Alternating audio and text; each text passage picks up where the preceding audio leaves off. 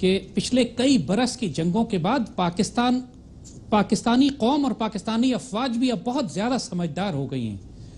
ہم نے 1 لاکھ سے زائد مسلمان پاکستان میں شہید اور زخمی دیے ہیں۔ ایسی خطرناک جنگ ہماری تاریخ میں کبھی نہیں لڑی گئی جتنے پچھلے چند سالوں سے ہم خوارج کے خلاف اپنے ہی ملک کے اندر لڑ رہے ہیں، اور پاکستان سے بہتر کوئی ملک امت مسلمہ میں نہیں ہے کہ جو خوارج اور اس فینومینا کو سمجھتا ہو۔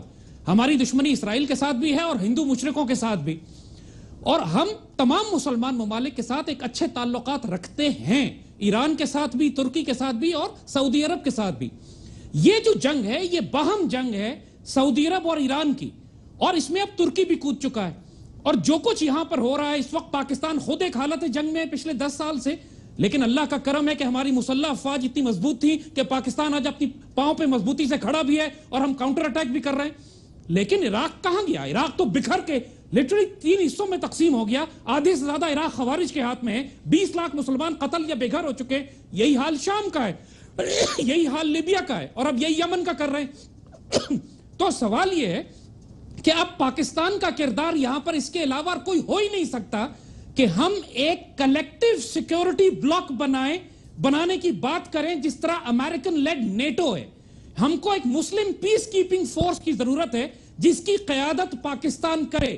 پوری مسلم دنیا میں کانفلکٹ اور فساد ہے، اور مسلمان ملکوں میں یہ صلاحیت نہیں ہے کہ باہم بیٹھ کر ان معاملات کو طے کرا سکیں جب تک ان کے اوپر ایک طاقتور مسلمان ملک نہ بیٹھا ہو۔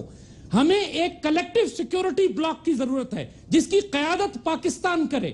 تمام مسلمان ملکوں میں، افغانستان سے لے کر لیبیا تک، افغانستان لے کے یمن تک، عراق، شام میں، یہ سب بھی تو ہمارے ملک ہیں۔ یہ صرف یمن کی بات تو نہیں ہو رہی ہے۔ اگر آپ اس کو صرف یمن کا ایک مسئلہ سمجھیں گے اور یہ سمجھیں گے کہ یہ صرف جمہوری حق کے لیے یہاں پر ایک لڑائی ہو رہی ہے 2 صدور کے درمیان، تو یہ ایک بہت ہی طفلانہ نقطہ نظر ہوگا۔ مسئلہ عراق میں بھی ہے، افغانستان میں بھی ہے، شام میں بھی ہے، اور لہٰذا پاکستانی پارلیمنٹ کو، پاکستانی قیادت کو، مسلح افواج کو اب ایک آگے بڑھ کر یہ قیادت سنبھالنی ہے کہ ایران سے بات کریں، سعودی عرب سے بات کریں، مصر سے بات کریں، انڈونیشیا سے بات کریں۔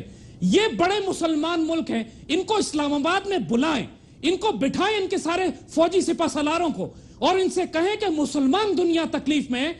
تم لوگ جو جس قسم کا رویہ اس وقت مسلمان ملت نے اپنایا ہوا ہے، معاملہ 1-2 سال اور چل گیا تو کوئی مسلمان ملک نہیں بچے گا۔ ایران کو بھی اب یہ سمجھنا چاہیے کہ جس طرح انہوں نے ابھی امریکہ کے ساتھ ایک ڈیل کی ہے، اس ڈیل کے بعد ایران اب بہت کمزور ہو جائے گا۔ انہوں نے اپنا ایٹمی ہتھیار لٹرلی سرنڈر کر دیے، اور یہی حال اب سعودی عرب بھی انسیکیور فیل کر رہا ہے کہ ایک طرف وہ شیعوں سے خطرہ ہے، ایک طرف داعش ہے، ایک طرف پورے مڈل ایسٹ میں آگ لگی ہوئی ہے۔ تو لہٰذا ان دونوں مسلمان ملکوں کو یہ سمجھانا پڑے گا کہ اب تمہارے پاس اور کوئی راستہ نہیں ہے سوائے اس کے کہ تم پاکستان کی پناہ میں آؤ، سوائے اس کے کہ سارے مسلمان ملک مل کر ایک نیٹو کی طرح کا ایک اسلامک ملٹری ڈیفنسو الائنس بنائیں، اور جہاں مسلمان خطوں میں پرابلم ہے وہاں یہ فوج جائے اور وہاں جا کے پہلے سیز فائر کروائے، پھر سچویشن کو سنبھالے، اور مسلمان ملکوں کی حفاظت مسلمان ملک کریں۔